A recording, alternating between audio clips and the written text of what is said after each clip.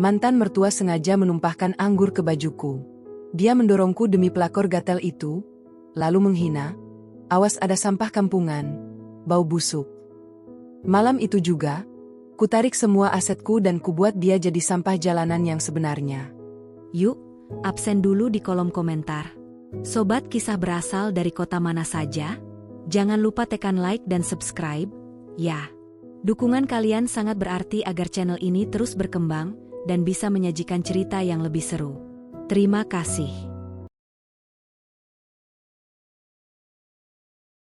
Namaku Eliana Mahardika. Selama 25 tahun hidupku, aku dibesarkan dalam gelimang kemewahan yang mungkin tidak pernah dibayangkan oleh orang awam. Aku adalah putri tunggal dari keluarga Mahardika, penguasa tunggal dari gurita bisnis yang menguasai sektor properti, perbankan, hingga teknologi di negeri ini. Kakekku selalu bilang bahwa darah yang mengalir di nadiku adalah emas cair. Namun aku justru merasa emas itu adalah penjara. Itulah alasan mengapa 5 tahun yang lalu, aku membuat keputusan paling bodoh sekaligus paling berani dalam hidupku. Aku menanggalkan nama besar itu, menyembunyikan identitas asliku, dan memilih menikah dengan Dimas Wijaya, seorang pria yang aku pikir mencintaiku apa adanya meski aku hanya mengaku sebagai yatim piatu dari desa yang tidak punya apa-apa. Kini, aku berdiri di tengah ruang tamu mewah milik keluarga Dimas, sementara cairan merah pekat dari minuman anggur mengalir perlahan dari dahi, melewati kelopak mata, hingga membasahi gaun murah yang kubeli di pasar malam setahun yang lalu. Dinginnya minuman itu tidak sebanding dengan rasa panas yang membakar dadaku. Di depanku, ibu mertua berdiri dengan gelas kosong di tangan dan senyum mengejek yang menghiasi bibirnya yang dipoles lipstik merah menyala. Dia adalah wanita yang selama 5 tahun ini kupanggil mama dengan penuh hormat, wanita yang setiap pagi kubuatkan sarapan, dan wanita yang pakaian kotornya kucuci dengan tanganku sendiri tanpa pernah mengeluh sedikit pun. "Maaf ya, Eliana." Tanganku tiba-tiba licin. Lagi pula, gaun lusuh seperti itu memang lebih cocok dibasahi minuman mahal agar terlihat sedikit berkelas. "Kamu harusnya berterima kasih karena setidaknya malam ini tubuhmu mencicipi aroma anggur yang harganya setara dengan biaya hidupmu selama setahun di desa," ucapnya dengan nada suara yang sengaja dikeraskan agar seluruh tamu di ruangan ini mendengar. Suara tawa tertahan mulai terdengar dari sudut-sudut ruangan. Malam ini adalah perayaan ulang tahun pernikahan kami yang kelima, sebuah pencapaian yang kupertahankan dengan penuh air mata. Namun, alih-alih menjadi ratu yang dihargai, aku justru dijadikan bahan lelucon di rumah ini. Aku mengusap wajahku dengan tangan yang gemetar, mencoba menjernihkan penglihatanku yang perih terkena alkohol. Dimas, suamiku, berdiri hanya 2 langkah di belakang ibunya. Tidak ada sedikit pun niat di wajahnya untuk membelaku atau setidaknya memberiku selembar tisu. Ia justru sibuk merapikan jasnya, seolah-olah percikan anggur di lantai lebih penting daripada harga diri istrinya yang baru saja diinjak-injak di depan umum. "Cepat bersihkan lantai itu, Eliana. Jangan membuat malu di depan Clarissa. Kamu lihat, gara-gara kecerobohanmu, suasana pesta ini jadi terganggu," desis Dimas dengan suara rendah namun penuh penekanan yang menyakitkan. Aku menoleh, menatap wanita bernama Clarissa yang berdiri di samping Dimas dengan tangan yang menggelayut manja di lengan suamiku. Dia mengenakan gaun sutra merah menyala yang harganya mungkin mencapai puluhan juta rupiah, sangat kontras dengan penampilanku yang sudah berantakan dan basah kuyup. Clarissa adalah anak dari rekan bisnis Dimas, wanita yang belakangan ini lebih sering menghabiskan waktu dengan suamiku dengan alasan urusan pekerjaan. Namun aku tahu ada sesuatu yang lebih busuk di balik itu semua. "Mas, ini ulang tahun pernikahan kita. Kamu membiarkan mama memperlakukanku seperti ini di depan semua orang? Apakah aku sama sekali tidak berharga di matamu setelah 5 tahun kita bersama?" Suaraku serak, menahan tangis yang sudah mencekik di tenggorokan. Dimas mendengus remeh dan menatapku dengan tatapan dingin yang belum pernah kulihat sebelumnya. "Pernikahan? Eliana, sadarlah. Kamu itu hanya beban di keluarga ini sejak hari pertama kamu menginjakkan kaki di sini. Selama 5 tahun kamu hanya bisa menghabiskan uangku tanpa menghasilkan apapun. Kamu tidak punya latar belakang pendidikan yang tinggi, tidak punya koneksi, dan tidak punya martabat. Kamu harusnya bersyukur masih diizinkan tinggal di rumah semewah ini daripada luntang-lantung di jalanan." Kalimat itu bagai sembilu yang menyayat jantungku hingga berkeping-keping. Menghabiskan uangnya? Dia tidak tahu bahwa modal awal perusahaan yang dia banggakan itu berasal dari dana rahasia yang kukirimkan secara anonim lewat perusahaanku sendiri melalui perantara pihak ketiga. Dia tidak tahu bahwa setiap kontrak besar yang dia dapatkan dalam 3 tahun terakhir adalah hasil campur tanganku di balik layar, di mana aku menghubungi para petinggi perusahaan secara diam-diam agar memberikan kesempatan pada perusahaan suamiku. Aku melakukannya karena aku ingin dia sukses. Aku ingin dia merasa bangga sebagai seorang pria, tanpa harus merasa terintimidasi oleh kekayaan keluargaku. Namun malam ini, aku sadar bahwa pengorbananku hanyalah kesia-siaan yang bodoh. Cinta yang kuyakini selama ini hanyalah fata morgana. Di mata mereka, aku hanyalah pembantu gratisan yang bisa dihina kapan saja mereka mau. Aku menunduk, memandangi lantai marmer yang kini kotor oleh cairan merah. Selama 5 tahun aku memilih untuk hidup dalam kesederhanaan yang ekstrim. Aku sengaja memakai baju-baju lama dan menolak segala bentuk perhiasan agar aku bisa merasakan kehidupan sebagai orang biasa. Aku ingin membuktikan pada kakekku bahwa aku bisa bahagia tanpa nama Mahardika di belakang namaku. Tapi kenyataan justru menamparku dengan sangat keras. Kenapa diam saja? Cepat ambil kain pel dan bersihkan ini sekarang juga. Kamu pikir kamu siapa? Hah? Putri raja yang harus dilayani? Di rumah ini, kamu itu kasta terendah. Eliana. Bentak ibu mertua sambil mendorong bahuku dengan kasar hingga aku tersungkur di atas tumpahan anggur itu. Tanganku tergores pecahan gelas yang ternyata ikut jatuh dan pecah berkeping-keping di lantai. Darah segar mulai merembes keluar dari telapak tanganku, bercampur dengan warna merah anggur. Rasa perihnya menjalar hingga ke bahu, tapi rasa perih di jiwaku jauh lebih tak tertahankan. Aku melihat sepatu hak tinggi milik Clarissa mendekat ke arahku. Dengan gerakan anggun yang dibuat-buat, dia berjongkok di depanku. Aroma parfum mahalnya menyeruak menusuk hidungku. Kasihan sekali kamu, Eliana. Kalau aku jadi kamu, aku sudah pergi dari sini sejak lama daripada harus menanggung malu setiap hari. Kamu itu tidak lebih dari sampah yang menempel di sepatu Mas Dimas. Mas Dimas butuh wanita yang bisa mendukung karirnya, bukan wanita yang hanya bisa memegang sapu dan berbau bawang. Bisiknya tepat di telingaku dengan nada yang sangat tajam. Aku mendongak, menatap matanya yang penuh kemenangan dan kebencian. Lalu aku beralih menatap Dimas yang kini berpaling ke arah lain. Seolah-olah melihatku yang tersungkur di lantai adalah sebuah pemandangan yang menjijikkan dan memalukan baginya. Tidak ada rasa iba, tidak ada rasa cinta, yang ada hanyalah kekosongan. Di saat itulah, sesuatu di dalam diriku patah, namun sekaligus menyatu kembali dengan kekuatan yang jauh lebih besar. Cukup sudah. Aku telah memberikan 5 tahun terbaik dalam hidupku untuk orang-orang yang bahkan tidak layak mendapatkan 1 detik pun waktuku. Aku telah merendahkan diriku sedalam mungkin untuk mendapatkan cinta yang ternyata palsu. Jika mereka ingin menganggapku sampah, maka aku akan menunjukkan kepada mereka bagaimana rasanya dihancurkan oleh sampah yang selama ini mereka injak-injak. Aku akan menarik kembali semua kebaikan yang pernah kuberikan, dan aku akan memastikan mereka merasakan kemiskinan yang paling hina. Aku berdiri perlahan dengan tenaga yang tersisa, mengabaikan rasa perih di telapak tanganku yang masih mengucurkan darah. Aku tidak menyeka lagi sisa anggur di wajahku, biarlah cairan itu mengering sebagai pengingat akan penghinaan malam ini. Aku menatap lurus ke mata ibu mertua, lalu ke arah Dimas dengan pandangan yang kini sudah tidak lagi mengandung kehangatan. Baik, kataku dengan suara yang sangat tenang dan stabil. Suara yang membuat ibu mertua sedikit mengernyit karena biasanya aku akan menangis sesenggukan. Jika itu yang kalian inginkan, aku akan pergi dari sini sekarang juga. Bagus. Pergi saja dan jangan pernah kembali lagi. Jangan bawa satupun barang dari rumah ini, karena semuanya, bahkan pakaian dalam yang kamu pakai pun, dibeli dengan uang hasil keringat anakku. Jangan harap kamu bisa menuntut harta gono gini sedikit pun. Teriak ibu mertua dengan wajah yang memerah karena amarah. Aku tersenyum tipis, sebuah senyuman dingin yang membuat bulu kuduk siapapun yang melihatnya akan berdiri. Aku tidak akan membawa apa-apa, Emma. 1 helai benang pun tidak akan kubawa dari rumah terkutuk ini. Tapi ingatlah kata-kataku baik-baik di malam ini. Apa yang kalian miliki sekarang, semua kemewahan ini, hanyalah pinjaman sementara yang berasal dari kemurah hatianku. Dan dalam semalam, aku akan mengambil semuanya kembali hingga kalian tidak punya sepeser pun bahkan hanya untuk membeli sebungkus nasi di pinggir jalan. Kalian akan tahu siapa sampah yang sebenarnya. Dimas tertawa terbahak-bahak, Sebuah tawa yang terdengar sangat sombong dan meremehkan.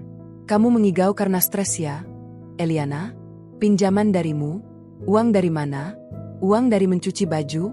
Pergilah sebelum aku kehilangan kesabaran dan memanggil satpam untuk menyeretmu keluar secara tidak hormat seperti anjing buduk. Aku berbalik tanpa mengeluarkan satu kata pun lagi. Aku melangkah mantap menuju pintu besar rumah itu, mengabaikan tatapan sinis dari para tamu undangan yang sebagian besar adalah orang-orang yang dulu pernah kubantu karirnya secara diam-diam. Dinginnya angin malam menyambutku saat aku keluar dari gerbang tinggi rumah mewah itu. Aku terus berjalan hingga sampai di sebuah taman yang sepi, lalu aku meraba saku gaunku yang tersembunyi. Aku mengeluarkan sebuah ponsel khusus terenkripsi yang selama 5 tahun ini kusimpan di tempat rahasia, dan tidak pernah kunyalakan sama sekali. Dengan tangan yang masih gemetar karena amarah dan luka, aku menekan satu tombol panggilan cepat yang sudah sangat lama tidak kusentuh. Hanya butuh 2 detik sampai suara di seberang sana menjawab dengan nada yang campur aduk antara kaget, haru, dan penuh hormat. Selamat malam, Nona muda Eliana Mahardika. Apakah ini benar-benar Anda? Kami semua di kantor pusat telah menunggu panggilan ini selama 1825 hari tanpa henti. Apakah Anda baik-baik saja, Nona? Ini aku, kataku dengan suara yang kini sekeras baja. Air mataku sudah berhenti mengalir, digantikan oleh kobaran api yang siap menghanguskan apapun di depannya. Aktifkan seluruh protokol pengambil alihan aset sekarang juga. Batalkan semua kontrak kerjasama, batalkan semua investasi, dan tarik semua simpanan bank yang berhubungan dengan perusahaan Wijaya Group dan seluruh keluarga besar Dimas Wijaya. Aku ingin mereka bangkrut total dalam waktu 24 jam ke depan. Tidak boleh ada 1 rupiah pun yang tersisa di rekening mereka. Laksanakan, Nona muda. Perintah Anda adalah hukum bagi kami. Kami akan segera memproses semuanya malam ini juga. Apakah ada instruksi tambahan? Iya. Siapkan pengacara keluarga terbaik kita. Aku ingin surat gugatan cerai dan surat penyitaan rumah ini sudah ada di depan muka Dimas besok pagi pukul 8 tepat. Dan satu lagi, pastikan Clarissa dan keluarganya juga merasakan dampak yang sama karena berani menyentuh milikku. Aku ingin mereka semua merangkak di jalanan seperti sampah. Sesuai perintah Anda, Nona muda Mahardika. Mobil jemputan Anda akan tiba di lokasi Anda dalam 3 menit. Selamat datang kembali ke rumah yang sesungguhnya. Aku menutup telepon dan menarik napas panjang. Langit malam yang gelap seolah ikut mendukung niatku. Selama 5 tahun aku memilih menjadi debu yang tidak terlihat, namun mereka lupa bahwa debu pun bisa membutakan mata jika ditiup angin kencang. Dimas, Mama, Clarissa, kalian telah memilih lawan yang salah. Malam ini adalah malam terakhir kalian bisa tidur nyenyak di atas kasur empuk dengan pendingin ruangan yang nyaman. Karena mulai besok, aku akan memastikan dunia kalian akan runtuh berkeping-keping. Dan aku akan menonton dari atas singgasanaku saat kalian mengais sampah untuk sekadar bertahan hidup. Selamat datang di neraka yang kubuat khusus untuk kalian. Mobil sedan hitam mewah dengan kaca gelap berhenti tepat di depanku hanya dalam waktu 3 menit, persis seperti yang dijanjikan. Seorang pria parubaya dengan setelan jas rapi keluar dari pintu kemudi, lalu membungkuk sangat dalam hingga kepalanya hampir sejajar dengan pinggang. Ia adalah asisten pribadi kakekku yang paling setia, yang telah mengabdi selama puluhan tahun. Wajahnya tampak tegang sekaligus lega saat melihatku, meski aku bisa melihat kilatan amarah di matanya ketika menyadari penampilanku yang kacau, basah oleh anggur, dan tangan yang masih meneteskan darah. Selamat datang kembali, Nona muda Eliana. Mohon maaf atas keterlambatan kami menjemput Anda selama 5 tahun ini. Silakan masuk, semuanya sudah dipersiapkan di dalam, ucapnya dengan suara yang bergetar karena emosi. Aku masuk ke kabin belakang yang luas dan kedap suara. Di sana, sebuah tablet canggih sudah menyala, menampilkan grafik keuangan Wijaya Group yang sedang berada di puncak semu. Di sampingnya, terdapat kotak P3K mewah dan sebotol air mineral pegunungan yang sangat dingin. Aku membiarkan asistenku mengobati luka di tanganku dengan sangat hati-hati, sementara mataku terpaku pada angka-angka di layar. Dimas merasa hebat karena aset perusahaannya mencapai 100 miliar rupiah, padahal angka itu tidak lebih dari uang jajan bulananku yang sengaja tidak kusentuh selama 5 tahun ini. Hancurkan pondasinya terlebih dahulu. Tarik seluruh deposito atas nama Yayasan Bayangan yang menyokong kredit bank mereka. Pastikan malam ini juga pihak bank mengirimkan notifikasi gagal bayar atas utang ekspansi yang mereka ambil bulan lalu. Perintahku tanpa mengalihkan pandangan dari layar. Suaraku terdengar asing di telingaku sendiri, begitu dingin dan tanpa ampun. sangat jauh dari sosok Eliana yang penurut di rumah Dimas. Baik, Nona muda. Tim legal dan finansial kami sudah mulai bekerja sejak panggilan telepon Anda tadi.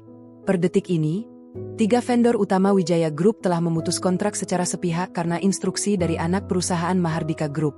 Besok pagi, saham mereka akan terjun bebas sebelum bursa efek resmi dibuka, jawab asistenku dengan nada efisien yang mematikan. Aku bersandar pada kursi kulit yang lembut, memejamkan mata sejenak untuk meresapi perubahan drastis ini. Hanya beberapa menit yang lalu, aku adalah seorang istri yang diusir seperti anjing, dan sekarang aku adalah pemegang kendali atas nasib orang-orang yang menghinaku. Aku teringat pada cincin pernikahan perak murahan yang masih melingkar di jari manisku. Dimas memberikannya 5 tahun lalu dengan janji akan menggantinya dengan berlian suatu saat nanti. Namun setelah dia kaya, dia justru membelikan berlian 5 karat untuk Clarissa, sementara aku tetap memakai perak kusam ini. Dengan gerakan perlahan, aku melepas cincin itu. Aku tidak merasakan kesedihan, hanya rasa jijik yang amat sangat.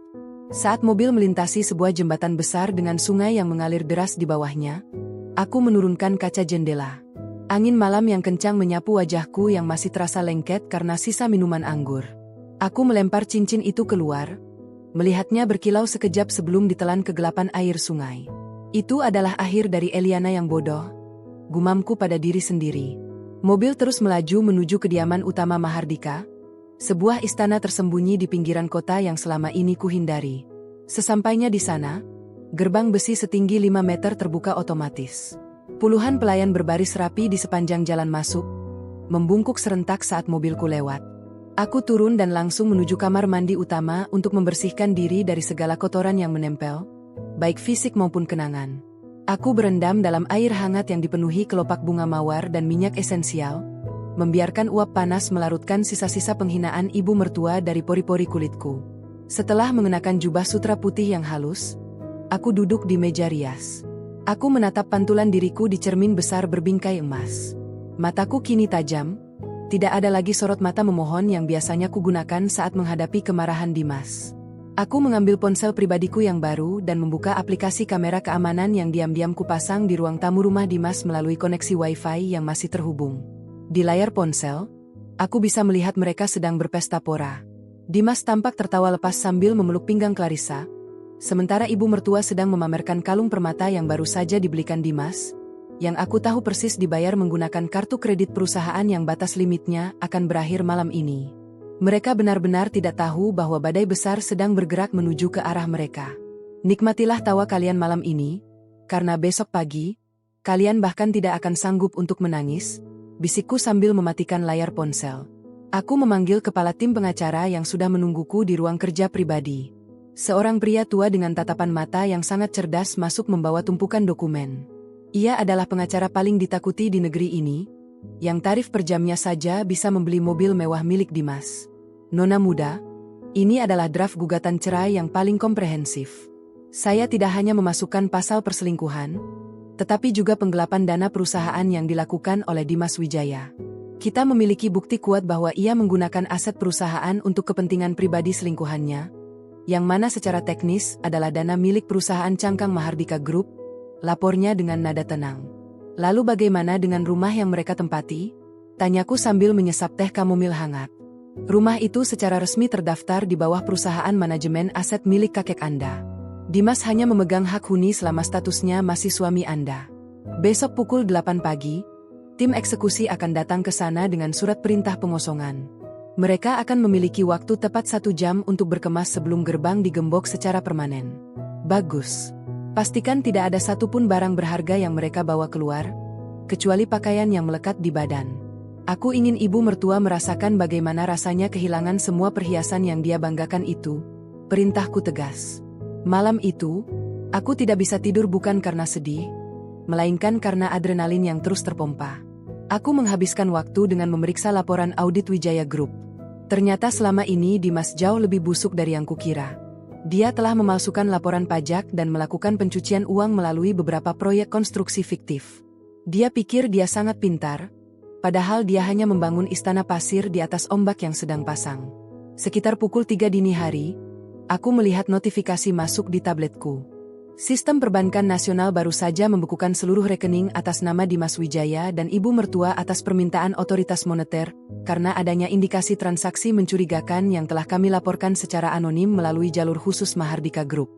Satu persatu lampu di peta kerajaan kecil Dimas mulai padam. Aku bisa membayangkan apa yang akan terjadi besok pagi. Saat Dimas mencoba membayar sarapan mewahnya dengan kartu kredit yang ditolak.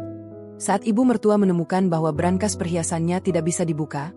Dan saat Clarissa menyadari bahwa pria yang dia puja sebagai mesin uang kini hanyalah seorang pria dengan utang triliunan rupiah. Pukul 7 pagi, aku sudah siap dengan pakaian bisnis terbaikku. Sebuah setelan jas berwarna biru tua yang dijahit khusus, sepatu hak tinggi dari desainer ternama, dan jam tangan yang harganya bisa membiayai seluruh biaya operasional perusahaan Dimas selama setahun. Aku memoles bibirku dengan warna merah yang tegas, warna yang melambangkan kekuasaan dan keberanian. Nona, mobil sudah siap. Kita akan menuju kantor pusat Mahardika Group terlebih dahulu, untuk menandatangani surat pemutusan kerjasama secara resmi sebelum menuju ke rumah Dimas. Asistenku memberitahu melalui interkom. Aku berdiri, menatap sekali lagi ke arah luar jendela istana keluargaku. Matahari pagi mulai terbit, memberikan cahaya terang benderang yang akan membongkar semua kepalsuan di hidupku selama ini. Selama 5 tahun aku berpura-pura menjadi debu. Kini saatnya aku bangkit sebagai badai yang akan menyapu bersih sampah-sampah itu dari hidupku. Hari ini, sejarah keluarga Wijaya akan berakhir dengan cara yang paling memalukan. Dan aku, Eliana Mahardika, akan menjadi saksi mata paling depan saat mereka jatuh terjerembab ke dasar jurang yang mereka gali sendiri. Aku berjalan keluar kamar dengan langkah yang bergaung di sepanjang lorong. Setiap langkahnya adalah ketukan lonceng kematian bagi masa lalu yang menyakitkan. Perjalanan balas dendam ini baru saja dimulai, dan aku tidak akan berhenti sampai mereka benar-benar tidak punya apa-apa lagi selain penyesalan yang tidak berguna. Tepat pukul 8 pagi, aku melangkah keluar dari mobil Rolls-Royce hitam yang berkilau di bawah sinar matahari. Di belakangku, 3 mobil SUV senada berhenti dengan presisi, membawa tim pengacara dan petugas keamanan berseragam rapi yang wajahnya sedingin es. Kami berdiri tepat di depan gerbang rumah Dimas, rumah yang secara teknis masih tercatat sebagai aset perusahaan di bawah kendali keluarga Mahardika. Aku menatap bangunan megah itu dengan tatapan kosong. Di sana, kenangan 5 tahun sebagai istri yang tertindas, seolah menguap tertiup angin pagi yang tajam. Buka gerbangnya, perintahku singkat pada petugas keamanan pribadiku. Tanpa perlu memencet bel, petugas kami memotong rantai tambahan yang dipasang Dimas secara ilegal dan membuka paksa gerbang otomatis tersebut. Suara deru mesin mobil kami yang memasuki halaman luas itu memecah keheningan pagi yang tenang. Dari balik jendela lantai 2, aku melihat gorden tersingkap. Wajah ibu mertua muncul dengan rambut yang masih berantakan. Matanya membelalak kaget melihat iring-iringan kendaraan mewah yang menyerbu halamannya. Beberapa menit kemudian, pintu utama terbuka lebar. Dimas keluar dengan hanya mengenakan kaos dalam dan celana pendek. Wajahnya merah padam karena amarah yang meledak. Di belakangnya, ibu mertua menyusul sambil berkacak pinggang, masih mengenakan daster sutra yang kucuci 2 hari lalu. Apa-apaan ini? Eliana, mau apa kamu kembali ke sini dengan membawa rombongan sirkus ini?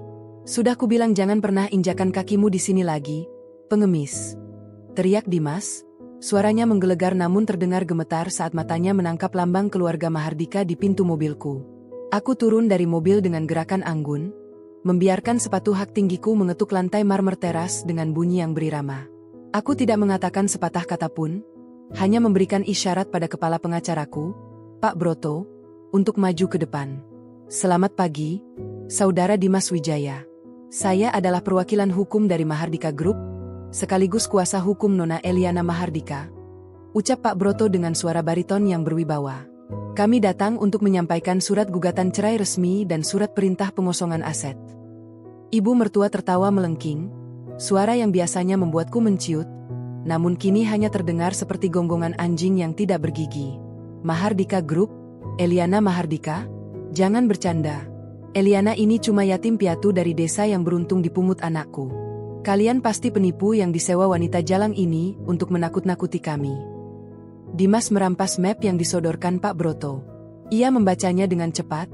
Wajahnya yang tadi merah perlahan berubah menjadi pucat pasi seputih kertas. Tangannya mulai gemetar hebat saat melihat segel resmi dan tanda tangan kakekku di lembar terakhir dokumen aset. Ini tidak mungkin. Eliana, Apa maksud semua ini? Kenapa nama perusahaanmu ada di sertifikat rumah ini? Dan apa ini? Pembekuan seluruh rekening operasional Wijaya Group. Suara Dimas mencicit, kehilangan semua keberaniannya yang tadi meluap-luap. 5 tahun, Dimas. Aku akhirnya bersuara, melangkah maju hingga jarak kami hanya tinggal 1 meter. Aku bisa mencium aroma alkohol dari napasnya, sisa pesta pora tadi malam. 5 tahun aku memberikanmu kesempatan untuk membuktikan bahwa kamu mencintaiku karena diriku, bukan karena apa yang bisa kuberikan. Tapi semalam, kamu dan ibumu sudah menunjukkan wajah asli kalian. Kamu menyebutku sampah, bukan? Maka sekarang, sampah ini datang untuk mengambil semua yang miliknya. Kamu berbohong. Kamu pasti memalsukan dokumen ini. Teriak ibu mertua sambil mencoba menerjangku, namun 2 petugas keamanan segera menahannya dengan sigap. Lepaskan aku. Dasar menantu durhaka. Dimas, panggil polisi. Usir mereka. Panggil saja polisi, Nyonya. Timpal Pak Broto dingin. Polisi justru akan datang untuk menjemput putra Anda atas dugaan penggelapan dana sebesar 50 miliar rupiah yang dilarikan ke rekening pribadi Clarissa. Kami sudah menyerahkan semua buktinya ke Polda pagi ini. Mendengar nama Clarissa disebut, Dimas hampir jatuh terduduk. Ia menatapku dengan tatapan memohon yang menjijikkan. Eliana, sayang, tolong. Kita bisa bicarakan ini baik-baik. Aku hilaf semalam. Itu hanya emosi sesaat karena tekanan pekerjaan. Kamu tahu aku mencintaimu, kan? Aku menatapnya dengan rasa jijik yang amat sangat. Cinta? Cinta tidak menumpahkan anggur ke wajah istrinya. Cinta tidak membawa selingkuhan ke dalam rumah saat istrinya sedang merayakan ulang tahun pernikahan. Kamu tidak mencintaiku, Dimas. Kamu hanya mencintai kenyamanan yang kuberikan secara diam-diam. Tiba-tiba, Clarissa keluar dari dalam rumah dengan wajah bantal, mengenakan handuk mandi yang aku tahu adalah milikku. Ia tampak bingung melihat keramaian di halaman. Mas Dimas, ada apa ini? Kenapa berisik sekali? Begitu melihat Clarissa, amarahku kembali tersulut namun tetap terkendali. Petugas, mulai pengosongan sekarang. Kalian punya waktu 45 menit untuk keluar dari sini. Jika masih ada orang di dalam rumah ini setelah waktu habis, seret mereka keluar secara paksa. Tunggu, aku harus mengambil perhiasanku. Itu milikku, teriak ibu mertua histeris. Semua perhiasan yang ada di dalam brankas itu dibeli menggunakan kartu kredit perusahaan yang dananya berasal dari Mahardika Group. Secara hukum, itu adalah properti perusahaan sampai audit selesai dilakukan. Kalian dilarang membawa apapun kecuali pakaian yang kalian kenakan saat ini, tegas Pak Broto. Suasana menjadi kacau seketika. Petugas keamanan kami mulai masuk ke dalam rumah, mengawasi setiap gerak-gerik mereka. Aku berdiri di teras, menyaksikan pria yang dulu kupuja sebagai pahlawan kini menangis bersimpuh di kakiku. Eliana, tolong jangan lakukan ini. Aku bisa gila jika kehilangan semuanya. Aku akan memutuskan hubungan dengan Clarissa. Aku akan mengusir ibuku jika itu maumu. Tolong beri aku 1 kesempatan lagi. Dimas meratap, mencoba memegang ujung celanaku, namun aku mundur selangkah dengan perasaan mual. Kamu bahkan tega membuang ibumu sendiri demi harta? Kamu benar-benar manusia rendah, Dimas, ucapku dingin. Dulu aku mengira kamu adalah segalanya. Ternyata, kamu hanyalah parasit yang merasa dirinya pohon raksasa. Ibu mertua yang mendengar ucapan Dimas langsung berteriak histeris dan memukul-mukul punggung anaknya. Mereka mulai saling menyalahkan, saling mencaci di depan semua orang, mempertontonkan betapa rapuhnya hubungan yang dibangun di atas pondasi harta orang lain. Clarissa yang menyadari situasi telah berbalik arah, mencoba melarikan diri lewat pintu belakang, namun asistenku sudah mencegatnya di sana dengan surat panggilan kepolisian. Waktu terus berjalan. Setiap detik terasa seperti dentuman palu yang meruntuhkan martabat keluarga Wijaya. Satu persatu barang-barang pribadi mereka dilemparkan ke dalam koper kain murah yang disediakan petugas kami. Tidak ada lagi jam tangan mewah, tidak ada tas desainer, tidak ada sepatu mahal. Tepat pukul 9:15, Dimas, ibunya, dan Clarissa berdiri di pinggir jalan depan gerbang rumah yang kini telah digembok rapat dengan rantai besar. Mereka tampak seperti gelandangan. Dimas hanya memakai celana pendek dan kaos dalam, ibunya mengenakan daster yang robek sedikit karena meronta, dan Clarissa hanya mengenakan gaun santai tanpa alas kaki karena sepatunya disita sebagai barang bukti. Aku melangkah menuju mobilku, namun berhenti sejenak untuk menatap mereka dari kejauhan. Tetangga sekitar mulai keluar dari rumah masing-masing, berbisik-bisik sambil menunjuk-nunjuk ke arah mereka dengan tatapan menghina. Berita tentang jatuhnya Wijaya Group sudah menyebar luas di media sosial dalam hitungan menit. Ini baru permulaan, Dimas. Kataku cukup keras agar dia mendengar. Kemarin malam kamu membuang cincin pernikahan kita ke tempat sampah. Hari ini, aku membuangmu ke tempat yang seharusnya, ke jalanan. Aku masuk ke dalam mobil dan menutup pintunya. Rolls-Royce itu meluncur perlahan meninggalkan mereka yang masih berteriak-teriak histeris di pinggir jalan. Aku tidak menoleh ke belakang. Di depanku, masa depan yang cerah sebagai Eliana Mahardika telah menanti, sementara di belakangku, tumpukan sampah yang baru saja kubuang sedang mulai membusuk di bawah terik matahari. Balas dendam ini bukan sekadar tentang mengambil harta, tapi tentang mengembalikan mereka ke posisi asli mereka. Nol besar. Aku duduk di kursi belakang mobil yang melaju tenang menuju gedung pencakar langit Mahardika Tower. Melalui kaca spion, aku sempat melihat bayangan Dimas yang mencoba mengejar mobilku sebelum akhirnya ia jatuh tersungkur di atas aspal panas.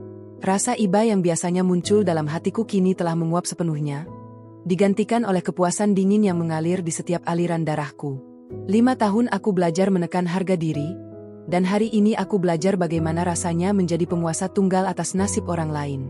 Nona muda, seluruh akses perbankan pribadi milik keluarga Wijaya sudah resmi ditutup. Pihak bank juga sudah mulai melakukan sita jaminan atas gudang distribusi mereka di pinggiran kota karena tunggakan pajak yang kita laporkan. Asistenku memberikan laporan dengan suara datar namun penuh kepastian. Aku mengangguk pelan sambil menyesap air mineral. Bagaimana dengan Clarissa? Aku tidak ingin dia lepas begitu saja hanya dengan kehilangan pakaian mahalnya. Clarissa sedang dalam perjalanan menuju kantor polisi untuk pemeriksaan awal. Ayahnya, yang selama ini menjadi rekan bisnis Dimas, juga sedang mengalami serangan panik karena seluruh investasi mereka di Wijaya Group hangus seketika. Mereka terjebak dalam lingkaran utang yang saling mengunci. Nona. Aku tersenyum tipis. Ini adalah seni dari sebuah kehancuran yang terencana. Aku tidak hanya memotong dahan pohonnya, aku meracuni akarnya hingga ke dasar tanah. Sementara itu, di pinggir jalan depan rumah yang baru saja kusegel, kekacauan yang sebenarnya baru saja dimulai. Dari kamera pengawas yang masih bisa kuakses melalui gawai, aku melihat ibu mertua sedang menjerit-jerit histeris di trotoar. Ia mencoba menggedor gerbang besi yang kini dijaga ketat oleh 2 orang pria berbadan tegap kiriman keluargaku. Tetangga sekitar, yang biasanya memuji-muji kekayaan palsu mereka, kini berdiri bergerombol sambil mengarahkan ponsel untuk merekam adegan memalukan itu. Ini rumahku. Eliana, buka pintunya. Dasar anak haram. Kamu tidak berhak melakukan ini padaku, teriak ibu mertua dengan suara parau. Daster sutra yang dikenakannya tampak kusam terkena debu jalanan. Ia yang biasanya tampil dengan sanggul rapi dan perhiasan emas yang mencolok, kini terlihat tak lebih dari seorang wanita tua yang kehilangan akal sehatnya. Dimas berdiri di sampingnya dengan tatapan kosong. Pria yang biasanya penuh percaya diri itu kini tampak sangat kecil dan rapuh. Ia mencoba menghubungi beberapa rekan bisnisnya melalui ponsel cadangan yang sempat ia selamatkan. Namun aku tahu persis hasilnya. Satu persatu panggilannya ditolak. Tidak ada satupun orang di lingkaran sosial mereka yang mau mengangkat telepon dari pria yang baru saja dideklarasikan sebagai musuh besar Mahardika Group. Di dunia bisnis, nama Mahardika adalah hukum, dan melawan kami sama saja dengan bunuh diri secara finansial. Mas, bagaimana ini? Kita harus kemana? Aku tidak mau tidur di jalanan. Rengek Clarissa sambil menarik-narik lengan kaos Dimas. Wajahnya yang tanpa riasan terlihat pucat dan bengkak karena menangis. Diam kamu. Ini semua gara-gara kamu. Kalau saja kamu tidak mendesakku untuk segera menceraikan Eliana semalam, mungkin dia tidak akan senekat ini. Bentak Dimas, meluapkan kemarahannya pada wanita yang beberapa jam lalu ia puja-puja. Pertengkaran hebat meledak di antara mereka bertiga di depan umum. Ibu mertua mulai menyalahkan Clarissa sebagai pembawa sial, sementara Clarissa membalas dengan menghina Dimas sebagai pria miskin yang tidak berguna. Aku menonton drama itu dengan saksama dari layar gawai. Sangat memuaskan melihat bagaimana cinta yang mereka agung-agungkan hancur berkeping-keping, hanya karena hilangnya kenyamanan materi. Ternyata, fondasi hubungan mereka memang hanyalah tumpukan uang yang kupinjamkan secara tidak langsung. Mobilku sampai di lobi Mahardika Tower. Ratusan karyawan berdiri berbaris memberikan penghormatan saat aku melangkah masuk. Aku tidak lagi menundukkan kepala. Aku berjalan dengan punggung tegak. Setiap denting sepatuku di lantai granit seolah menyatakan bahwa sang ratu telah kembali ke singgasananya. Aku langsung menuju ruang rapat utama di lantai paling atas, di mana para petinggi divisi finansial sudah menungguku. Nona Eliana, kami sudah menyiapkan dokumen untuk melakukan akuisisi paksa terhadap sisa aset fisik Wijaya Group. Kita bisa membelinya dengan harga Rp1 karena beban utang mereka sudah jauh melampaui nilai aset yang ada. Ujar kepala divisi legal sambil menyodorkan setumpuk berkas. Lakukan sekarang. Aku ingin kantor pusat mereka dikosongkan sebelum jam makan siang. Jangan biarkan ada satupun dokumen atau barang yang keluar dari sana. Dan pastikan semua karyawan mereka diberikan kompensasi dari dana pribadi Dimas yang telah kita bekukan sebagai jaminan. Perintahku tegas. Aku berdiri di dekat jendela kaca besar yang menghadap langsung ke arah kota. Dari ketinggian ini, semua gedung tampak kecil, sama kecilnya dengan masalah yang baru saja ku selesaikan. Namun, aku tahu ini belum berakhir. Kehancuran finansial barulah tahap pertama. Aku ingin menghancurkan mental mereka hingga mereka benar-benar merasa menjadi sampah yang tidak diinginkan oleh siapapun. Tengah hari tiba, dan laporan masuk bahwa Dimas beserta ibunya mencoba mencari perlindungan di sebuah hotel kelas melati karena semua kartu kredit mereka diblokir. Namun, asistenku telah memastikan bahwa tidak ada satupun hotel di kota ini, bahkan yang paling murah sekalipun, yang berani menerima tamu atas nama Dimas Wijaya setelah kami mengeluarkan peringatan daftar hitam industri. Mereka kini benar-benar terlunta-lunta. Dari laporan tim lapangan, mereka terlihat duduk lemas di sebuah halte bus di bawah terik matahari yang menyengat. Ibu mertua yang biasanya hanya mau minum air mineral kemasan mahal, kini terpaksa meminum air dari keran umum karena rasa haus yang tak tertahankan. Dimas hanya bisa menangkupkan wajah di kedua tangannya, menyadari bahwa kejayaan yang ia bangun selama 5 tahun di atas penderitaanku telah musnah dalam hitungan jam. Apakah kita akan berhenti di sini, Nona? Tanya asistenku yang berdiri setia di belakangku. Aku menoleh sedikit, menatap pantulan wajahku di kaca yang kini terlihat sangat berwibawa. Berhenti? Tidak. Aku baru saja mulai menikmati pertunjukannya. Pastikan besok pagi seluruh media massa memuat berita utama tentang skandal penipuan dan perselingkuhan mereka secara mendetail. Aku ingin nama mereka menjadi noda hitam yang tidak akan pernah bisa dihapus. Aku ingin mereka merasakan bagaimana rasanya menjadi tontonan dan bahan hinaan, persis seperti yang kulakukan selama 5 tahun di rumah itu. Jika semalam aku dianggap sebagai beban, maka hari ini aku adalah beban terberat yang akan menenggelamkan hidup mereka selamanya. Perjalanan ini masih panjang, dan aku akan memastikan setiap langkah yang mereka ambil hanya akan membawa mereka semakin dekat dengan dasar jurang kehinaan yang paling dalam. Tidak akan ada belas kasihan, karena mereka sendiri yang telah membunuh nuraniku sejak lama. Matahari merangkak naik menuju puncaknya, menyebarkan panas yang memanggang aspal Jakarta. Dari balik kaca jendela kantorku yang sejuk oleh pendingin ruangan sentral, aku menyesap kopi hitam tanpa gula. Pahitnya kopi itu seolah mewakili rasa puas yang kini mengalir di nadiku. Laporan dari tim lapangan terus masuk ke gawai pribadiku setiap 10 menit sekali. Aku tidak ingin melewatkan 1 detik pun dari keruntuhan mereka. Nona muda, Clarissa baru saja diusir dari apartemen sewaannya. Pemilik bangunan adalah salah satu relasi bisnis Mahardika Group, dan mereka sangat kooperatif setelah mendengar instruksi singkat dari kami. Asistenku melaporkan sambil meletakkan dokumen baru di meja kerjaku. Aku melirik layar gawai. Di sana terlihat foto Clarissa yang berdiri di lobi apartemen mewah dengan 3 koper besar yang dipaksa keluar oleh petugas keamanan. Wajahnya yang biasanya sombong kini tampak semrawut. Tidak ada lagi sapaan hormat dari staf gedung. Yang ada hanyalah tatapan sinis dan bisik-bisik tetangga yang selama ini iri pada gaya hidup mewahnya yang dibiayai oleh uang suamiku. Uangku. Bagus. Pastikan dia tidak bisa menyewa tempat lain. Masukkan namanya ke dalam daftar hitam penyewa properti di seluruh jaringan kita. Aku ingin dia merasakan bagaimana rasanya ditolak oleh dunia yang dulu dia banggakan. Perintahku dingin. Sementara itu, Dimas dan ibunya masih bertahan di sebuah halte bus yang pengap. Ibu mertua tampak terkulai lemas, kipas tangan mahalnya sudah patah, dan ia terpaksa menggunakan selebaran kampanye bekas untuk menghalau hawa panas. Dimas terus mencoba menelepon, namun aku tahu persis apa yang terjadi di seberang sana. Setiap kali ia menghubungi rekan bisnisnya, asistenku sudah lebih dulu memberikan peringatan halus, bahwa siapapun yang membantu Dimas Wijaya akan berhadapan langsung dengan kekuatan hukum Mahardika Group. Aku memutuskan untuk memberikan sedikit hiburan tambahan. Aku memerintahkan asistenku, untuk mengirimkan sebuah mobil box ke lokasi mereka. Mobil itu bukan untuk menjemput, melainkan untuk mengantarkan sisa-sisa barang, sampah, dari gudang rumah lama mereka yang tidak berharga. 30 menit kemudian, sebuah mobil box berhenti di depan halte tempat mereka meratap. Dimas berdiri dengan harapan buncah, mengira itu adalah bantuan dari salah satu temannya. Namun, harapan itu pupus seketika saat pintu belakang mobil dibuka dan petugas kami menurunkan tumpukan kardus lusuh berisi pakaian lama Eliana yang sudah robek, perlengkapan dapur yang pecah, dan tumpukan koran bekas. Ini apa? Aku minta bantuan, bukan kiriman sampah, teriak Dimas frustrasi kepada sopir mobil box. Sopir itu hanya melempar sebuah surat tugas resmi. Ini adalah barang-barang milik Nona Eliana yang kalian sebut sampah. Karena kalian sangat menyukai barang gratisan, Nona muda berbaik hati memberikan ini untuk kalian gunakan sebagai alas tidur di jalanan. Orang-orang di sekitar halte mulai tertawa terbahak-bahak.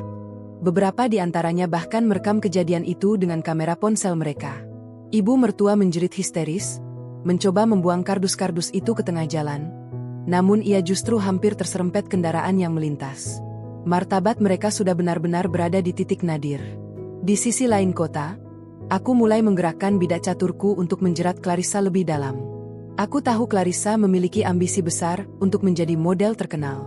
Aku memerintahkan tim kreatifku untuk membuat sebuah kontrak kerja sama fiktif melalui agensi bayangan. Aku ingin memberinya harapan palsu sebelum menjatuhkannya ke dalam jurang kegelapan yang sesungguhnya. Asistenku menghubungi Clarissa melalui nomor yang tidak dikenal. Dari rekaman pembicaraan yang kudengar, Clarissa langsung berubah menjadi manis saat mendengar tawaran kontrak eksklusif dengan nilai miliaran rupiah. Ia tidak sadar bahwa kontrak itu berisi klausul jebakan yang akan menjeratnya dengan utang penalti jika ia tidak bisa memenuhi syarat-syarat yang mustahil. Dia masuk jebakan, Nona. Clarissa baru saja menandatangani dokumen digitalnya tanpa membaca detail pasal-pasal kecil di bagian bawah. Lapor tim finansialku. Aku menyandarkan punggung di kursi kebesaranku. Biarkan dia merasa senang selama beberapa jam ke depan. Biarkan dia bermimpi bisa kembali ke kehidupan mewahnya. Besok, saat dia sadar bahwa agensi itu tidak pernah ada, rasa sakitnya akan berkali-kali lipat lebih hebat. Sore harinya, pemandangan di halte bus semakin mengenaskan. Dimas terpaksa menjual jam tangan terakhirnya ke sebuah toko emas pinggir jalan dengan harga yang sangat rendah demi bisa membeli nasi bungkus dan air mineral untuk ibunya. Jam tangan yang dulu ia pamerkan sebagai simbol kesuksesan, kini hanya cukup untuk menyambung hidup selama 1 hari. Ibu mertua menangis sambil menyuap nasi bungkus dengan tangan gemetar. Ia yang biasanya makan di restoran berbintang 5 dengan peralatan makan perak, kini harus duduk di bangku kayu halte yang kotor, dikelilingi oleh debu knalpot kendaraan. Dimas, kenapa jadi begini? Kenapa Eliana bisa sejahat ini pada kita? Ratap ibu mertua di sela isak tangisnya. Dimas tidak menjawab.